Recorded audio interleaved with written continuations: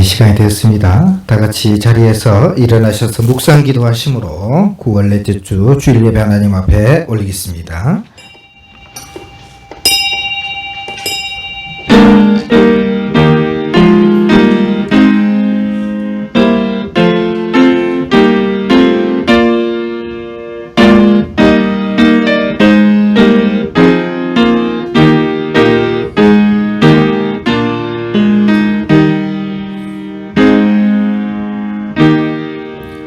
주를 두려워하는 자를 위하여 쌓아두신 은혜, 곧 주께 피하는 자를 위하여 인생 앞에 베푸신 은혜가 어찌 그리 큰지요. 여호와를 바라는 너희들아, 강하고 담대하라. 지금도 살아계셔서 인간의 생사화복을 다스려 주시는 아버지 하나님, 이 코로나 시대에 오늘도 하나님을 의지하며 주를 바라보는 마음으로 나온 주의 성도들을 이 시간도 복을 내려 주옵시고, 오늘도 정성으로 드리는 그 마음까지 우리 하나님께서 받아 주시옵소서. 오늘도 하늘문을 열어 축복해 주실 줄로 믿사오며 예수님의 이름으로 기원하옵나이다. 아멘. 이 시간에는 성시 합독입니다. 3번 시편 4편의 말씀을 우리 같은 마음으로 읽도록 하겠습니다.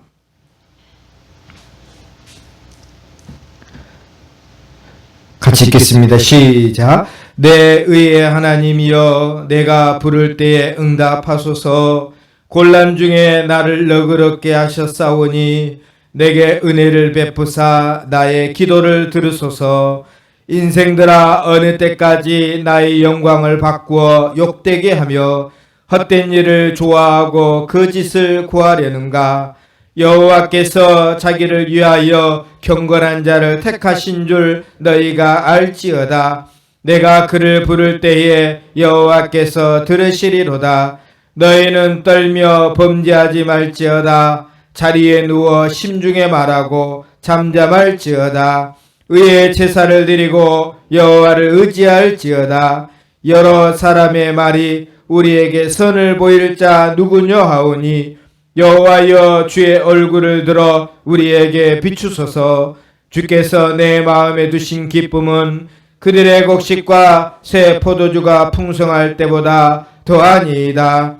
내가 평안히 눕고 자기도 하리니 나를 안전히 살게 하시는 이는 오직 여호와이시니이다. 아멘. 신앙 고백하겠습니다. 전능하사 천지를 만드신 하나님 아버지를 내가 믿사오며 그 외아들 우리 주 예수 그리스도를 믿사오니, 이는 성령으로 잉태하사 동정녀 마리아에게 나시고 본디오 빌라도에게 고난을 받으사 십자가에 못 박혀 죽으시고 장사한 지 사흘 만에 죽은 자 가운데서 다시 살아나시며 하늘에 오르사 전능하신 하나님 우편에 앉아 계시다가 저리로서 산자와 죽은 자를 심판하러 오시리라. 성령을 믿사오며 거룩한 공회와 성도가 서로 교통하는 것과 죄를 사하여 주시는 것과 몸이 다시 사는 것과 영원히 사는 것을 믿사옵나이다. 아멘. 자리에 앉으셔서 다 같이 하나님 앞에 찬송가 491장으로 영광 돌리겠습니다.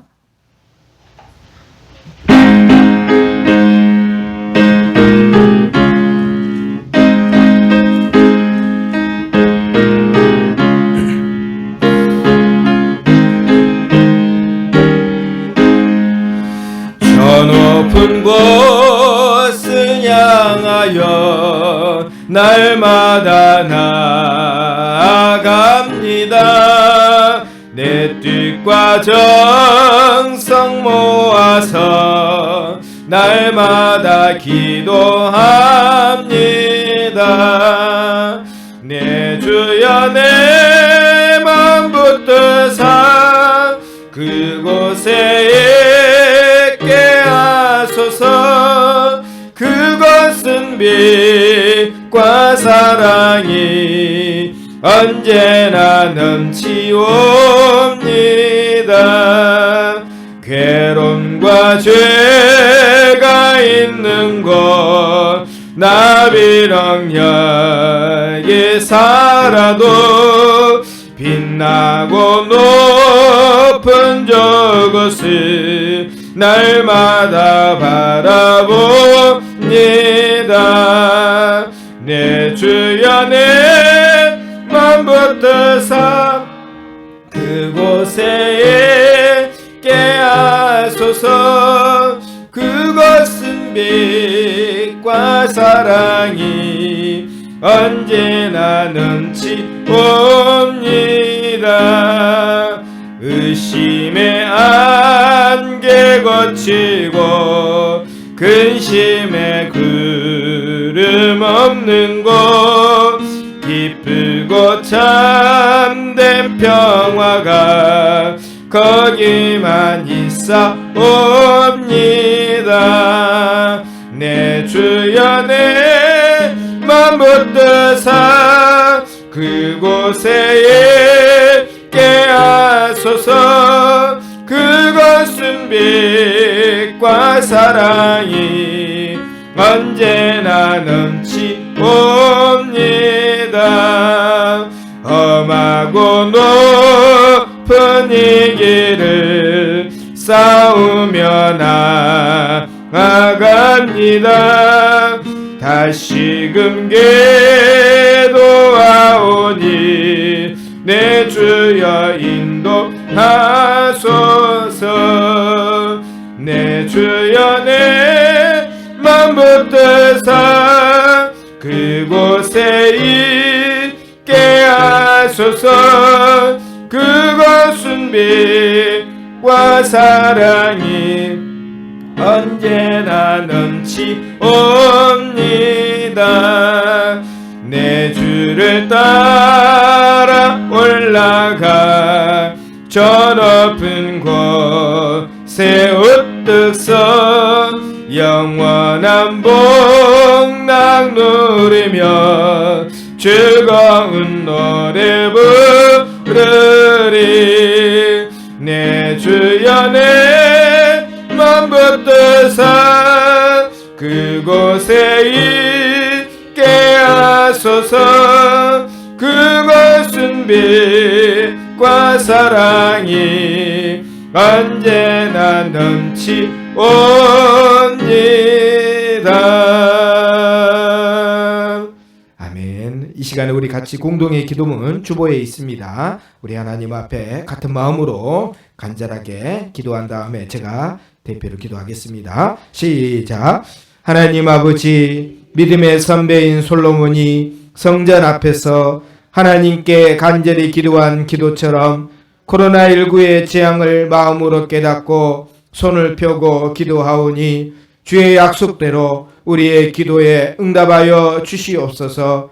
만일 이 땅에 기근이나 전염병이 있거나 곡식에 시들거나 깐부기가 나거나 메뚜기나 황충이 나거나 적국이 와서 성읍들을 에워싸거나 재앙이나 무슨 질병이 있거나를 막론하고 한 사람이나 혹 주의 온 백성 이스라엘이 다 각각 자기의 마음에 재앙과 고통을 깨닫고 이 성전을 향하여 손을 펴고 무슨 기도나 무슨 간구를 하거든 주는 계신 곳 하늘에서 들으시며 사유하시되 각 사람의 마음을 아시오니 그의 모든 행위대로 갚으시옵소서. 주만 홀로 사람의 마음을 아심이니이다. 그리하시면 그들이 주께서 우리 조상들에게 주신 땅에서 사는 동안에 항상 주를 경외하며 주의 길로 걸어가리이다. 아멘. 하나님 아버지, 오늘도 여러 가지 마음의 고통과 아픔을 이 시간에 가지고 주님 앞에 드리오는데 오늘도 주를 사랑하는 주의 성도들의 간절한 마음이 상달되어서 하루속히 이 전염병이 이 나라뿐만 아니라 전 세계에서 물러가도록 주여 우리를 불쌍히 여겨주시고 그동안 하나님 앞에 교만했던 마음 오늘도 하나님 교만한 마음을 버리고 겸손할 수 있도록 은혜 베풀어 주시옵소서. 오늘도 많은 이들이 하나님 아버지 정말로 많은 사람들이 감염이 되어서 병원에서 치료받고 있는 이들도 있고 또 하나님 아버지 자가 격리하는 사람들도 많이 있고 또 그 중에는 사망자들도 많이 있습니다. 하나님 아버지 불쌍히 여겨주시고 우리만 괜찮으면 되는 게 아니라 전 세계가 하나님 아버지 서로 평안과 안전해야 우리도 괜찮은 것인데 하나님 불쌍히 여겨주시고 오늘도 치료제와 백신이 하루속히 개발될 수 있도록 은혜 베풀어 주시옵소서. 하나님 아버지 또 이 코로나 문제만 아니라 우리 인생을 살아가는 데 있어서 여러 가지 병마가 우리 가운데 있사온데 오늘도 나사렛 예수 이름의 능력으로 치료하여 주시고 또한 고쳐 주시옵소서. 마음의 병도 치료하여 주시옵소서. 육신의 병도 치료하여 주시옵소서. 오늘도 근심하고 걱정하는 하나님 이들의 모든 마음까지도 훌훌 털어버릴 수 있도록 우리 하나님께서 은혜 베풀어 주시옵소서. 그래서 오늘 믿음이 필요합니다. 오늘도 하나님의 말씀을 듣고 오늘 우리 안에 믿음이 생길 수 있도록 도와주시고 전하는 자나 듣는 모든 성도들이 다 같이 은혜 받는 시간 되게 도와주시고 또 하나님 아버지 인터넷으로나 또 유튜브에서 말씀을 들을 때에도 감동과 은혜가 있도록 주여 은혜 베풀어 주시옵소서. 마치는 시간까지 성삼위 하나님 앞에만 영광 돌릴 줄로 믿사와 예수님의 이름으로 기도드리옵나이다. 아멘.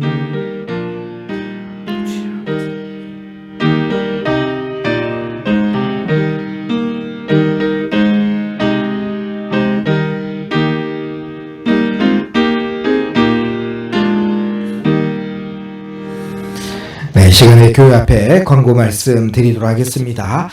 계속해서 사회적 거리두기를 하면서 저희들도 모이게 되고 조금은 이제 단계가 또 완화됐지만 그래도 조심해야 됩니다. 우리가 또 여름 휴가철에 한번 또 뻥 터지고 이제 또 추석 명절 때가 되니까 또 이게 문제가 생길 수가 있습니다. 그래서 이번 주가 어떻게 보면 가장 문제가 될 수 있는 그런 주간이기 때문에 추석도 또 될 수 있으면 가정에서 보내시는 방향으로 이렇게 하시고 혹시 또 부모님 찾아뵈올 때에도 마스크라든지 또 이렇게 소독 잘 하시고 그렇게 찾아뵙기를 바라겠습니다.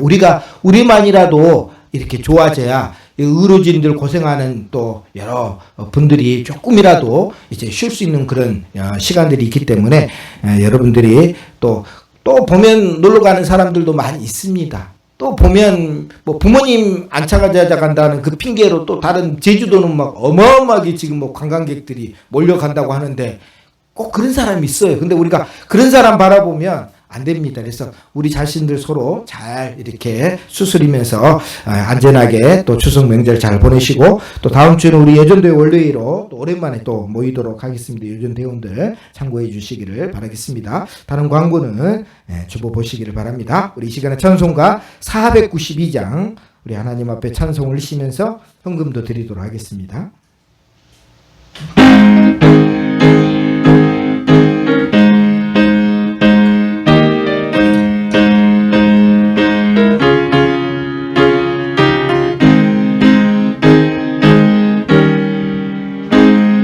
잠시 세상에 내가 살면서 항상 찬송 부르다가 날이 저물어 오라 하시며 영광 중에 나가리 열린 천국문 내가 들어가 세상 짐을 내려놓고 빛난 면류관 받아 쓰고서 주와 함께 길에 살리 눈물 골짜기 더듬으면서 나의 갈 길 나간 후에 주의 품 안에 내가 안기어 영원토록 살리로다 열린 천국문 내가 들어가 세상 짐을 내려놓고 빛난 면류관 받아 쓰고서 주와 함께 길에 살리 나의 가는 길 멀고 험하며 산은 높고 골은 깊어 고난 나의 몸 쉴 곳 없어도 복된 날이 밝아오 들어가 짐을 내려놓고 빛난 멸류관 받아 쓰고서 주와 함께 길에 살리 한숨 가시고 죽음 없는 날 사모하며 기다리니 내가 그리던 주를 배울 때 나의 기쁨 넘치리라. 열린 천국문 내가 들어가 세상 짐을 내려놓고 빛난 멸류관 받아 쓰고서 주와 함께 길에 살리. 기도하겠습니다. 하나님 아버지, 힘들고 어려운 전염병 시대에 오늘도 하나님을 의지하고 하나님을 바라보는 마음으로 이 시간 한 달 동안 또 한 주 동안 열심히 수고하여 얻어거진 열매 가운데 오늘 이 시간 축복의 씨앗을 주 앞에 드립니다. 이 씨앗이 굳은 땅을 뚫고 나와 하나님 큰 나무가 되고 그리고 꽃이 피고 열매 맺도록 하나님 도와주시되 30배로 60배로 100배로 하나님 축복하여 주옵소서. 오늘 하나님 앞에 12일조 드린 이들이 싸운데 하나님께서 기억하여 주옵시며 하나님 이 땅에 사는 날 동안 물질의 청직이 되는 복을 허락하여 주시옵소서. 준비한 창고들마다 하나님 가득히 채워주옵시고 오늘도 1,000번째 드리온데 그 마음의 소원을 속히 이루어 주시옵소서. 오늘도 하나님 성경 건축원금 드립니다. 우리의 마음을 치료하여 주시고 우리의 땅을 고쳐주시고 우리의 가정을 고쳐주시며 우리의 사업장과 직장도 우리 하나님께서 회복하여 주옵소서. 오늘도 하나님 앞에 감사헌금, 주일헌금 또 인터넷으로 온라인으로 주 앞에 드리는 이들이 싸운데 우리 하나님께서 기억하여 주시며 하나님의 특별한 은혜와 은총을 하나님 베풀어 주옵소서. 오늘도 말씀이 오늘 우리에게 특별한 은혜와 감동이 되기를 소원하오며 예수님의 이름으로 축복하며 기도드리옵나이다. 아멘. 하나님의 말씀 보도록 하겠습니다. 오늘은 신약성경 365쪽 히브리서 11장의 말씀입니다. 히브리서 11장 말씀 8절 말씀부터 한 목소리로 16절까지 또 온라인으로 들으시는 분 계시기 때문에 우리가 천천히 한번 같이 읽도록 하겠습니다. 365쪽 신약성경 히브리서 11장 8절에서 16절까지 한 목소리로 읽겠습니다. 시작. 믿음으로 아브라함은 부르심을 받았을 때에 순종하여 장래 유업으로 받을 땅에 나아갈새 갈 바를 알지 못하고 나아갔으며 믿음으로 그가 이방의 땅에 있는 것 같이 약속의 땅에 거류하며 동일한 약속을 유업으로 함께 받은 이삭 및 야곱과 더불어 장막에 거하였으니 이는 그가 하나님이 계획하시고 지으실 터가 있는 성을 바랐음이라. 믿음으로 사라 자신도 나이가 많아 단산하였으나 잉태할 수 있는 힘을 얻었으니 이는 약속하신 일을 미쁘신 줄 알았음이라. 이러므로 죽은 자와 같은 한 사람으로 말미암아 하늘의 허다한 별과 또 해변의 무수한 모래와 같이 많은 후손이 생육하였느니라. 이 사람들은 다 믿음을 따라 죽었으며 약속을 받지 못하였으되 그것들을 멀리서 보고 환영하며 또 땅에서는 외국인과 나그네임을 증언하였으니 그들의 이같이 말하는 것은 자기들이 본향 찾는 자임을 나타냄이라. 그들이 나온 바 본향을 생각하였더라면 돌아갈 기회가 있었으리와 그들이 이제는 더 나은 본향을 사모하니 곧 하늘에 있는 것이라. 이러므로 하나님이 그들의 하나님이라 일컬음 받으심을 부끄러워하지 아니하시고 그들을 위하여 한 성을 예비하셨느니라. 아멘. 오늘도 하나님 말씀에 큰 은혜 받으시길 주의 이름으로 축복합니다. 명절이 되면 늘 고향 땅을 찾게 됩니다. 저도 고향이 굉장히 멀기 때문에 예전에는 한번 얘기했잖아요. 24시간 이상 걸려서 다녀온 적도 있고 요즘에는 좀 막히면 한 10시간 걸리더라고. 도대체 어디인데 그 정도면 바다 보이는 데까지 남쪽으로 바다 보이는 데까지 가야 되니까 또 굉장히 먼 또 지역이기도 합니다. 먼 고향을 찾는 거 시간도 많이 걸리고 고생도 많이 있지만 거기 부모님이 계시기 때문에 또 어렸을 때 또 내가 자라났던 곳이기 때문에 거기 가면 마음이 편해지고 좋아요. 그래서 고향 땅을 찾게 됩니다. 이번 추석 때도 아마 고향 땅을 찾게 되는데 늘 고향 땅을 찾게 될 때 제 마음은 뭐냐면 언젠가는 우리가 육신의 고향 땅만 찾을 게 아니라 언젠가는 우리의 영적인 고향 땅에 가야 된다라는 생각을 늘 하게 되죠. 근데 자꾸 잊어먹어요. 우리가 태어날 때 손을 꽉 쥐고 태어나잖아요. 손을 꽉 쥐고 힘을 주고 태어납니다. 그러니까 늘 집착하면서 살아요. 어떻게든지 살아보려고 하니까 돈도 모아야 되죠. 또 여러 가지 내가 좋아하는 것들을 얻으려면 어떻게든지 손을 꽉 쥐고 살아야 요즘 같은 시대에 또 요즘 같은 경쟁의 시대에 이게 도움이 되는 거예요. 근데 하나님은 손을 꽉 쥐는 것도 중요하지만 그것보다 손을 펴는 걸 더 중요하게 생각합니다. 그래서 하나님은 늘 이걸 가르쳐줘요. 그래서 오늘은 아브라함에 대한 신앙의 이야기인데 이 아브라함의 신앙을 간단하게 생각하면 나그네 신앙입니다. 나그네 신앙. 하나님은 이 나그네 신앙을 아브라함에게 주기를 원했어요.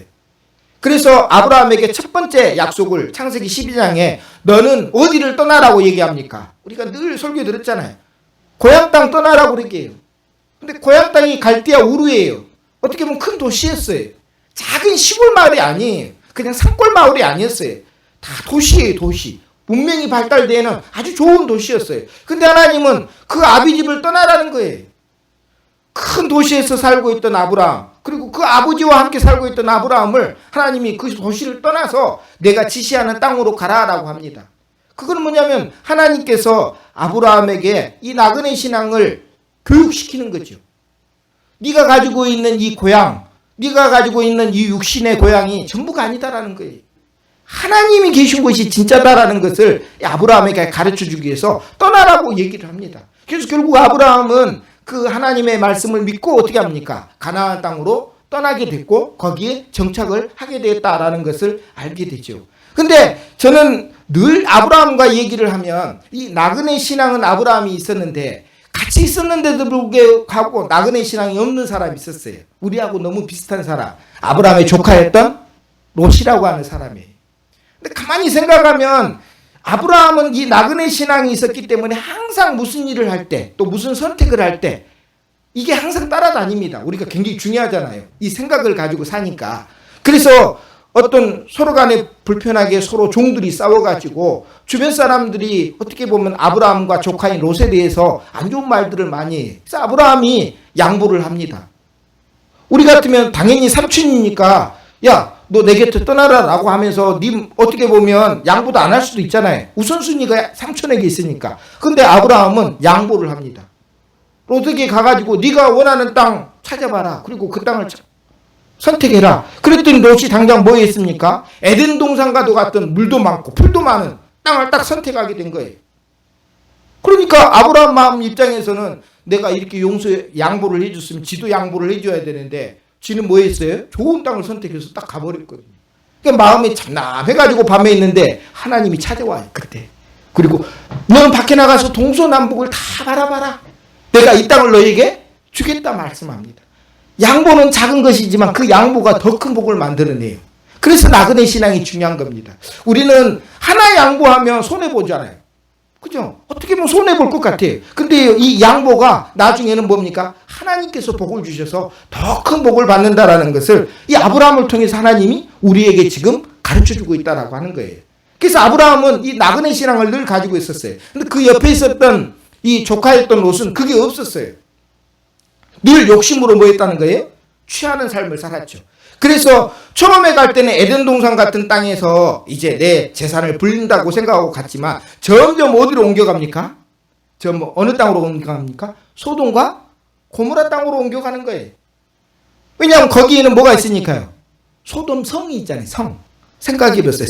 성은 왜 성이라고 얘기합니까? 주변을 성벽으로 둘러싸워가지고 문을 한쪽에만 두죠. 그리고 혹시라도 적군이 찾아오면 뭡니까? 그 문을 통해서 또 성벽 위에서 방어를 할 수 있어요. 그러다 보니까 이 성은 굉장히 중요한 겁니다. 그죠? 우리가 보통 들에서 집 짓고 살면 뭡니까? 적군들이 쳐들어오면 무방비로 당하잖아요. 근데 성 안에 있으면요, 아무래도 안전하죠. 병사들이 지켜주고 큰 건물들이 지켜주니까. 그러니까 이 롯은요, 나그네 신앙이 없었기 때문에 이 성을 찾아서 갔어요. 근데 아브라함은요, 끝까지 천막 치고 살았어요. 오늘 성경 말씀에도 보면 끝까지 뭐 있다는 거예요? 천막을 치고 살았다고 합니다. 그러면 아브라함은 성에서 살 마음이 없었으니까 그랬을 것 같아요. 오늘 성경 말씀을 한번 읽어보시면 그게 다르다는 것을 알고, 우리가 오늘 성경에 보면 10절 9절과 10절 한번 같이 한번 읽어보도록 하겠습니다. 아브라함은 과연 성에 살 수 있는 그런 마음이 없었을까? 같이 한번 읽어보겠습니다. 시작. 믿음으로 그가 이방의 땅에 있는 것 같이 약속의 땅에 거류하여 동일한 약속을 유업으로 함께 받은 이삭 및 야곱과 더불어 장막에 거하였으니 이는 그가 하나님이 계획하시고 지으실 터가 있는 성을 바랐습니다. 그랬어요. 성을 바라보지 않는 게 아니에요. 성에 살고 싶은 거예요. 사람들은 다 누구나. 근데 아브라함은 생각하는 성은 우리가 생각하는 성과 달랐어요. 롯은 소돔과 고모라의 성이었어요. 그죠? 큰 성벽이 자기를 지켜주고 자기 재산을 지켜주고 병사들이 자기를 지켜주니까 거기 가면 안전하게 잠잘 수 있고 거기 가면 뭡니까? 좋잖아요. 우리도 사실 사람들이 태어난 대부분 수도권으로 몰리잖아요. 서울로 몰리잖아요. 거기 가면 직장도 잘 구할 수 있고 또 많은 사람들이 모인 곳이니까 시골로 안 가려고 그러잖아요. 다 그런 것처럼 롯도 마찬가지였어요. 나 천막에 사는 것보다는 저 소돔성에 사는 것을 더 좋아했어요. 근데요, 거기에는 죄가 많았잖아요. 소돔성인 죄가 많았어요. 근데 아브라함은요, 하나님의 말씀에 따라서 성을 바라기는 바랐어요. 근데 오늘 성경 말씀에 보니까 하나님이 계획하시고 지으실 터가 있는 성을 바랐어요. 저 본향을 바라보면서 아브라함은 뭐 있다는 거예요? 천막을 치고 살았다는 거. 우리 잘 알고 있는 예화 가운데 저도 늘 이 본향에 대해서 하면 그런 예화를 얘기합니다. 알렉산더 대왕, 유럽과 아프리카, 그리고 아시아, 인도, 그 겐지스강까지 그 엄청난 대륙을 점령했던 그 알렉산더예요. 근데 알렉산더가 33살에 죽습니다. 20살에 왕이 돼가지고 엄청난 업적을 이루어요. 그래서 알렉산더를 그냥 왕이라고 안 하죠. 우리나라 세종대왕을, 세종을 뭐라고 그럽니까? 대왕이라고 얘기하는 것처럼 알렉산더를 대왕이라고 해요. 왜냐하면 아프리카 땅과 그리고 그 유럽의 땅, 그리고 아시아 그 인도 땅까지 엄청난 어마어마한 대제국 건설했으니까. 근데 33살에 죽어요. 너무나 짧게 죽잖아요. 근데요, 그 죽을 때 뭐라고 그랬냐면 내 손을 관 밖으로 내놓으라고 그럽니다. 그 말은 뭐냐 하면 많은 사람들이 이걸 보라는 거예요.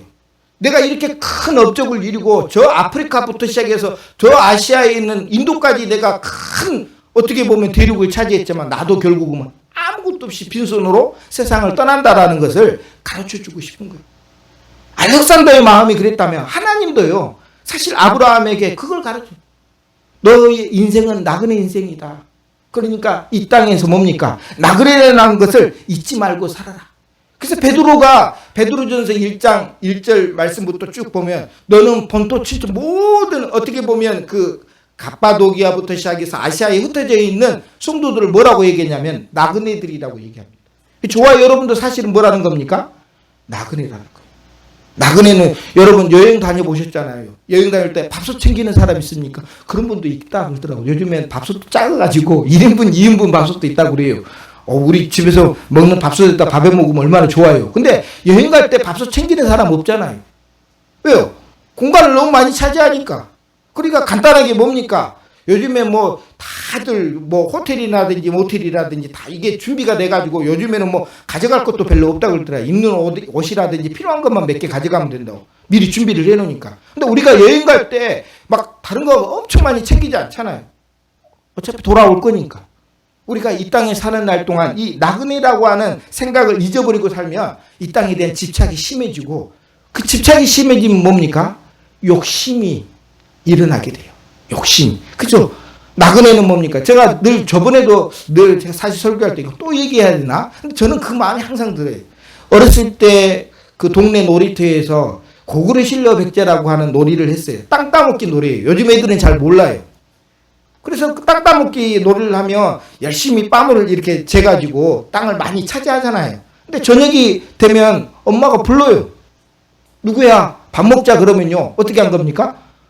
아, 내가 이렇게 땅을 많이 차지했으니까 난 여기서 살아야 된다. 그렇게 생각하는 사람 없잖아요. 엄마가 부르니까 그냥 발로 젖어버리고 그냥 집으로 가는 거예요. 그게 땅 따먹기 놀이. 저는 늘 이 생각합니다. 우리가 이 땅에 오는 것도 나그네라고 하는데 하나님 부르시면 우리는 뭐예요? 우리가 가지고 뭔 소용이 있냐고요. 많은 재산들, 좋은 그 스티븐 잡스라고 우리 잘 아는 아이폰 만들었던 아주 유명한 그런 IT계의 엄청난 사람인데 결국 그분도 엄청난 일을 했어요. 우리 어떻게 보면 첨단 기술로 좋은 휴대폰을 만들었지만 결국은 얼마 못 돼서 결국 세상을 떠나잖아요. 다 놓고 가는 거예요. 가지고 갈 수 없잖아요. 근데 이 나그네 정신을 가져야 돼요. 왜 그러냐면 이 땅에 사는 날 욕심이, 그래서 성경 말씀 찾아왔습니다. 성경 말씀 한번 보시면 같이 한번 읽겠습니다. 시작. 욕심이 잉태한 즉 죄를 낳고 죄가 장성한 즉 사망을 낳느니라. 왜 이 나그네 신앙이 중요하냐면 나그네의 마음을 가지고 있으면 우리가 집착하는 마음이 어떻게 합니까? 약해져요. 근데 그런 마음이 없으면요, 욕심이 앞서게 돼요. 욕심이 앞서게 되면 결국 어떻게 된다고 해요? 욕심이 잉태해서 뭘 낳는다고 해요? 죄를 낳게 되는 거예요.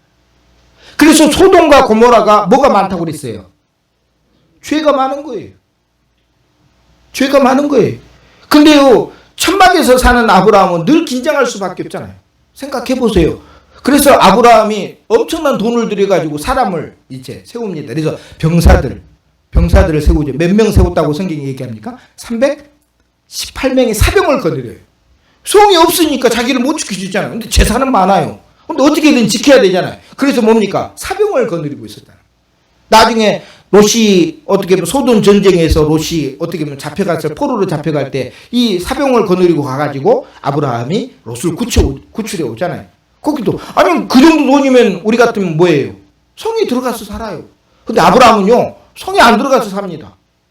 그 이유가 뭐냐? 하나님께서 지으시는 성을 바랐어요. 본향을 바랐기 때문입니다. 오늘 좋아요 여러분도 이 땅에 살면서 우리도 사실 욕심 부릴 때가 있어요. 집착이 생길 때가 있어요. 그럴 때마다 뭡니까? 항상 오늘 하나님의 말씀을 기억해서 이 엄청난 욕심 때문에 결국 내가 망할 수밖에 없다라고 하는 생각을 꼭 가지시고 오늘도 욕심을 이겨내시기를 주의 이름으로 축복합니다. 그래서 그러면 이 욕심을 우리가 잘 멀리해야 되는데 이 나그네의 마음이 이 욕심을 멀리하게 만들어요. 근데 만약에 욕심이 멀리 되지 않으면 어떻게 되느냐? 뭘 낳는다 그랬습니까? 죄를 낳게 된다 그랬어요. 근데 이 죄가 결국은 장성해가지고 커가지고 뭐가 된다 그랬어요? 사망으로 이끈다고 그랬어요. 그럼 예를 한번 들어보잖아요. 이 나그네 마음이 없었을 때, 욕심이 가득 채워졌을 때 어떤 결과가 나왔는지 성경은 그것도 또 설명해 줘요. 여러분 야곱 잘 아시죠? 야곱이 130살까지 살았잖아요. 뭐 굉장히 오래 살았잖아요. 그래서 나중에 요셉에 의해서 애굽으로 내려갑니다. 그리고 거기 있는 바로 왕을 만나고 난 다음에 이 야곱이 뭐라고 자기 인생을 얘기했냐면 무슨 세월을 보냈다고 그럽니까? 험악한 세월을 보냈다고. 자손도 많죠. 12명 자손도 낳고. 어떻게 보면 사람들이 물론 오래 살았으니까 험악하기도 하겠지요. 우리가 좋은 날은 기회가 안 들잖아요. 우리 인생에 있어서 좋은 날은, 화창한 날은 생각이 잘 안 나요. 폭풍우들만 생각, 옛날에 매미 왔을 때 생각들, 또 태풍 왔을 때 생각들만 막 가득 차니까 험악한 세월이라고 하는데 우리가 상상할 수 없는 험악한 인생을 야곱은 살았어요. 제가 그걸 오늘 설명을 해주려고 그래요. 야곱은 욕심이 있었어요. 뭐에 대한 욕심까지 있었냐? 축복권에 대한 욕심도 있었어요. 그래서 이 야곱이 형이 누굽니까? 에서잖아요. 에서가 엄마에서 나올 때 야곱도 같이 나왔어요. 왜요? 야곱의 손이 뭘 잡고 있었으니까. 에서의 발꿈치를 잡고 있었으니까. 그러니까 그냥 우리 보통 쌍둥이도 몇 분 뒤에 나왔다 그러잖아요. 뭐 몇 분 뒤에 나왔다. 그렇게 표현하잖아요. 그래서 아무리 몇 분 뒤라도 첫째는 첫째고 둘째는 둘째라고 하는데 사실은 에서와 같이 야곱은 나란히 나왔잖아요. 나란히. 몇 분도 아니에요. 그냥 통으로 나온 거예요. 근데 누구는 형이에요? 에서는 형이고 자기는 동생이라는 거예요. 그러면서 축복권도 뭐예요? 에서에게 다 가는 거예요. 그러니까 그게 욕심이 생기는 거예요. 근데 하나님은 아셨어요. 야곱이 그 복을 가져간다는 것을. 그래서 이미 뭡니까? 어머니 뱃속에 있을 때부터 둘째가 큰 복이 있다고 말씀을 해줬어요. 근데 야곱이 생각할 때는 실제로 보니까 에서가 복을 가지고 가는데 무슨 생각이냐. 그래서 그 축복권을 뺏으려고 생각하죠. 그래서 팥죽 한 그릇에 장작권을 사요. 그 장작권이 팥죽 한 그릇에 살 수 있겠습니까? 말도 안 되는 거죠. 근데 그걸 사요. 그럼 또 나중에 아버지가 죽기 전에 안수기도를 받아야 돼요. 축복권에 대한 안수기도를 받아야 되는데 그걸 뺏기 위해서 뭐합니까? 에서처럼 변장을 해가지고 들어가요. 목소리는 야곱의 목소리인데 손을 만져보니까 에서처럼 털이 많은 거예요. 그래서 눈이 잘 안 보이는 아버지 이삭이 어떻게 한 겁니까? 그냥 축복을 해줘요. 그리고 나서 나중에 에서가 음식 해가지고 가지고 아버지 나 복 달라고 머리 밀었을 때 나 이미 복 줬다라고 얘기를 해버리는 거죠. 결국은 야곱이 욕심으로 뭐 했다는 거예요? 형의 축복권을 뺐어요. 근데 거기서부터 문제가 생기는 거예요. 왜요? 형이 자기를 죽이려고 하는 거예요. 그럼 어떻게 합니까? 살기 위해서 자기 집에서 도망을 쳐야 돼요. 아버지가 계신 곳, 엄마가 계신 곳, 늘 엄마 곁에서 있었던 야곱이 결국 그 엄마에게서 떨어져요. 그래서 도망을 갑니다. 도망을 가지고 삼촌의 집 라반에 갔는데 그 라반의 집에서 20년 동안 종살이를 해요. 자기만 남을 속이는 게 아니라 라반도 자기를 속이는 거예요. 그래서 20년 동안 거기서 고생하면서 종살이를 해요. 그리고 야반에 뭡니까? 자기 처들, 자기 자식들 데리고 도망을 나오게 돼요. 거기도 사실 굉장히 20년 동안 힘들었잖아요. 근데 이제 문제 진짜 심리적으로 가장 힘든 아픔이 뭐였냐면 자식을 잃어버린 거예요. 저도 한 번씩 그 평택에 제 아들이 거기 학교 다니기 때문에 한 번씩 가는데 거기 보면 그 사거리에 그 프랑카드가 있어요. 프랑카드가 하나 있는데 그 프랑카드가 항상 새 것이에요. 보통 프랑카드는요, 오래되면 다 색깔도 날아가고 그러잖아요. 근데 항상 걸어진 게 새 것으로 해요. 나중에 뉴스에 그 텔레비전에 나왔더라고요. 왜 그게 항상 새 것이냐면 항상 그 부모가 그 아이를 생각하면서 새로 걸어놓은대요. 새로 항상 해가지고 걸어놓은대요. 헤어진 걸 못 본대요. 그게 부모의 마음이기도 하잖아요. 그 야곱도 그런 마음이 있었어요. 왜 그런 마음이 있었어요? 야곱이 이제 정착을 했는데 이제 형들이 전부 양을 치러 갔는데 보니까 야곱이 가만히 생각하니까 형들이 그 양 치러 간 곳이 뭐 어떻게 보면 세겜 땅이었어요. 그렇게까지 얘기하면 뭐 정신 없으니까. 근데 이 야곱이 얘기를 하는 거예요. 그 요셉에게 가가지고 야 네가 가서 형들이 잘 있는지 잘 안 있는지 한번 살펴봐야 된다. 이렇게 설명을 하는 거예요. 그래서 요셉이요 순종하는 마음으로 갑니다. 그때 형들이 어떻게 한 겁니까? 저 꿈꾸는 자가 오는도다 하면서 요셉을 죽이려고 웅덩이 안에 집어넣어요. 가만히 생각하니까 죽이는 것보다는 별로 안 좋겠다 생각을 해가지고 결국 돈을 받고 애굽으로 팔려갑니다. 그때 요셉의 나이가 17살. 이제 여러분이 오늘 숫자를 좀 생각해야 돼요. 17살이었어요. 그리고 나서 요셉이 또 감옥에 들어가잖아요. 거기서 또 나중에 총리가 되잖아요. 그때 나이가 몇 살입니까? 30살이었어요. 이해가 되시죠? 30살. 그러면 생각해 보세요. 요셉이 17살에 애굽에 내렸다는 것은 이제 형들이 죽이려고 하다가 그 짐승의 피를 묻혀가지고 색동옷을 찢어가지고 아버지한테 돌려줬을 거 아니에요. 근데 그 아버지는 그 색동을 보면서 무슨 생각을 했을까요? 피 묻은 옷을 보면서 내가 그때 심부름 안 보냈으면 요셉을 잊어버리지 않았을 건데. 형들이 그 자식들이 얘기하는 거예요. 저도 잘 모르겠다고 쉽게 실종이 듣는 거예요. 근데 알고 보니까 형들이 죽이려고 하다가 애굽에 팔아버렸는데 형들이 어떻게 뭐 자식들이 아버지를 속인 거잖아요. 근데 그걸 모르는 거예요. 근데 얼마나 생각이 무섭더라고. 자식들이 그거 한마디만 했으면 우리가 애굽에 팔았다고 얘기했으면 그래도 마음이 푹 놓였을 건데 그 말 한마디가 얼마나 큰 충격을 줬나. 심부름 시킨 것은 아버지고 아버지가 요셉을 심부름 보냈는데 요셉이 중간에서 실종이 돼버렸어요. 그리고 피 묻은 옷만 발견이 됐어요. 그건 누구 책임이겠어요? 생각해 보세요. 아버지 책임이잖아요. 쉽게 17살에 이미 뭡니까? 야곱의 마음은 자식을 잃었다라는 생각을 하게 돼요. 너무 끔찍한 생각을 하게 됩니다. 근데요, 그 자식들이 계속해서 숨겨요. 언제까지 숨길까요? 아까도 30살에 왕이 이제 그 총리가 됐다고 했잖아요. 근데 왜 요셉이 애굽에서 총리가 되었냐면 그 꿈을 해석을 했잖아요. 7년 동안 그 풍년이 들 것이고 그 다음 또 7년은 더 무서운 흉년이 들어가지고 그 7년 동안 풍년된 것들을 다 잡아먹을 것이다. 예언을 해요. 그래서 왕이 그럼 네가 총리 되라고 얘기해요. 근데 흉년이 됐을 때 이제 저쪽 가나안 땅에 살고 있던 형들이 못 살아요. 왜? 양식이 없으니까. 그래서 어디로 내려와요? 요셉에 있는 애굽으로. 그럼 산수를 오늘 계산하자고요. 조금 어렵지만 아까도 17살에 애굽으로 내려갔잖아요. 그러면 30살에 총리가 되었으니까 13살 차이가 나요. 13년 차이. 그럼 7년 흉년, 그러니까 풍년이 들었으니까 13살에서 7년을 더해야 되겠죠. 그렇게 되죠. 그러면 20년이 되는 거예요. 그러면 흉년이 어느 정도 됐을 때 양식이 다 떨어질까요? 흉년이 7년 정도 됐다고 그랬는데 뭐 그렇게까지 계산하면 힘들겠죠. 그냥 5년, 7년 정도 됐다고 생각하면 야 27년? 27년 정도? 그러면 아마 7년 그 흉년 단계에 돼요. 근데요 그 동안도 뭐 했다는 거예요. 이 야곱의 마음은 너무나 그러니까 요셉의 나이가 44살까지 됐지만 야곱은 뭡니까? 17살에 요셉을 잊어먹었으니까 그 동안 생각해서 그게 몇 년? 그냥 1, 2년이 아니에요. 1, 2년이 10년, 20년이 아니에요. 그 기간 동안을 생각해 보니까 어마어마하더라고. 그 기간 동안을요. 그 마음의 고통을 안고 살아요.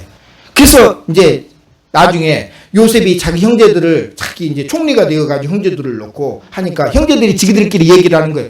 야 그때 동생을 우리가 그 종으로 팔지 않았으면 우리가 이렇게 고생 안 했어. 우리 좀 안 좋은 일 생각하면 옛날에 잘못된 일을 회개하게 됩니다. 사람이라는 게 그래요. 그래서 지그들끼리 얘기하는 거를 요셉은 그걸 알아들어요. 왜? 원래 요셉도 그 말을 하는 사람이니까. 그래서 요셉이 이제 막 그래요. 그러면서 이제 나중에 요셉이 머리를 씁니다. 베냐민을 어떻게든지 데려오게 만들어야 되네. 그래서 요셉의 그 금 은잔을 이제 그 자루에다 넣어가지고 보내다가 중간에 이제 와가지고 그 자루를 뒤집어 보니까 이제 그 베냐민에 대한 그 자루에서 발견이 되어서 베냐민이 평생 이제 애굽에서 살게 되는 상황이 일게 돼요. 그때 그 형제들이 뭐라고 얘기를 하냐면 이 베냐민은 아버지하고 지금 생명이 연결돼 있다래요. 생명이 연결돼 있다. 왜? 요셉을 한번 잃었는데 베냐민까지 잃으면 아버지는 죽을 거라는 생각이에요. 그러니까 아버지가 그토록 고통을 당하면서 마음의 괴로움을 당했는데 형제들은 한 번 거짓말했는데 끝까지 얘기를 안 하는 거예요. 누구와 만날 때까지. 나중에 요셉과 아버지가 만날 때까지 얘기를 안 하는 거예요. 기가 막힌 일이죠. 기가 막힌. 자기네들이 애굽에다 팔았다고 얘기했으면 적어도 뭡니까? 아버지가 어떻게든지 애굽에 가서 요셉을 찾으려고 하겠죠. 근데요 실종이 돼가지고 어디 있는지도 모른다고 거짓말치고 피 묻은 옷만 갖다 줬기 때문에 짐승들에게 죽었다고 생각을 한 거죠. 근데 그 마음이 얼마나 고통스럽겠냐. 10년 20년이 넘었는데도 불구하고 얼마나 괴로웠겠어. 그러니까 바로를 만났을 때에도 나는 험악한 인생을 살았다. 저는 그게 이해가 되는 거예요. 10년 20년 거의 30년이나 되는 시절을 나는 요셉을 잃어버렸는데 그 요셉을 잃어버린 게 내 책임이라고 생각하는 거예요. 기가 막힌 일이잖아요. 아버지 입장에서는. 그래서 그 인생이 너무너무 괴로웠던 거죠.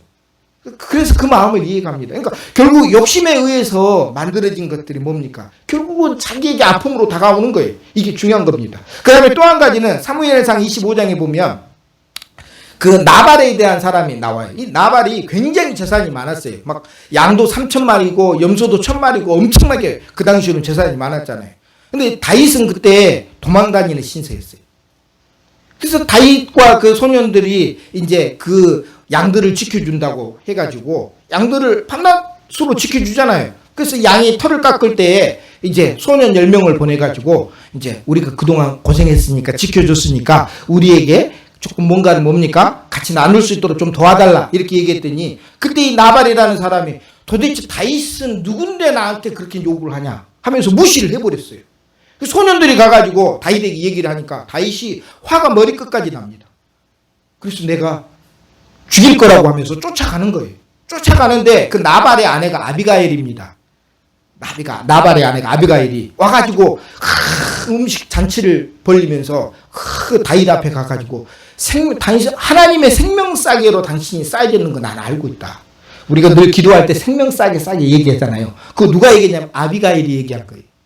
여호와의 생명싸개 안에 당신이 포함되어 있으니까 누구도 건드리지 못할 건데 당신이 감정이 상해서 내 남편을 죽이면 그거는 잘못된 거다라고 하면서 이 다윗 앞에 그렇게 얘기를 합니다. 그랬더니 다윗이 그렇게 죽일 거라고 생각하고 쫓아가다가 그래 마음을 바꿔가지고 다시 돌아가게 돼요. 그래서 이제 아비가일이 그런 정신없는 상황에서 집에 왔더니 집에서 이제 잔치가 나고 난리가 났어요. 이 나발이 이제 재산도 많고 막 수학도 하게 되니까 그러니까 막 흠뻑 취해가지고 난리가 나니까 아비가일이 그 밤에 얘기를 안 해요. 그 상황을 얘기해. 당신 다윗이 어제 당신 죽이려고 지금 쫓아오다가 내가 어떻게든지 돌려보냈다고 이런 얘기를 안 해요. 아침이 딱 됐어요. 아침이 돼가지고 이제 나발도 깼겠죠. 자기 남편이 깼을 때 아브가일이 얘기합니다. 어제 이런 일이 있었다. 당신이 말 한마디 잘못해가지고 당신이 욕심 부리는 바람에 다윗이 당신 죽이려고 했다. 그렇게 했더니 이 사람이 그 말을 듣고 낙담이 딱 된 거예요. 10일 뒤에 죽습니다. 이 나발이 10일 뒤에. 생각해 보세요. 그때 그래도 자기 양들을 지켜주려고 그 사람들이 얼마나 고생했어요. 그러면 조금이라도 나눠줬으면 문제가 하나도 안 돼요. 그죠? 근데요, 그 욕심에 결국 뭡니까? 그걸 안 하는 바람에 결국은 그 다윗이 자기 죽이려고 했다는 마음으로 생각하는 바람에 낙담이 돼가지고 죽었다라고 성경이 말씀합니다. 결국 뭐냐면 욕심 때문에 결국 자기 인생이 망쳐지게 되는 거예요. 야곱도 험악한 세월을 보내는 거 다 욕심 때문에 그런 거거든요. 우리 인생도 가만히 살펴보세요. 그때 내가 욕심을 좀 버리지 않았으면, 버렸으면, 그때 내가 좀 욕심을 하지 않았으면 더 나은 삶을, 더 하나님 앞에 더 축복된 삶을 살 수 있었을 거래. 우리 후회할 때가 참 많이 있잖아요. 그래서 오늘 좋아요. 욕심은 분명히 뭐를 낳게 됩니까? 죄를 낳게. 그럼 죄는 결국 누구하고 멀어지게 돼요?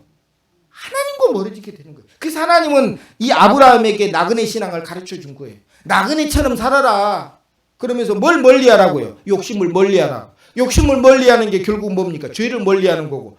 죄가 멀어지면 누구와 가까워지는 겁니까? 하나님과 가까워지는 거니까.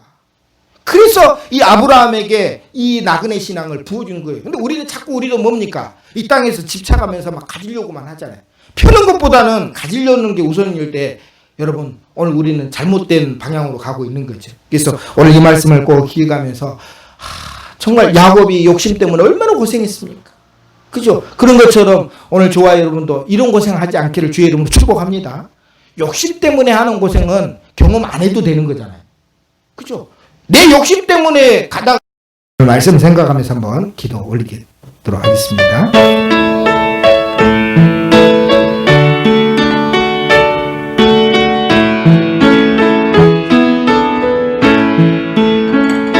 멀고 험한 이 세상길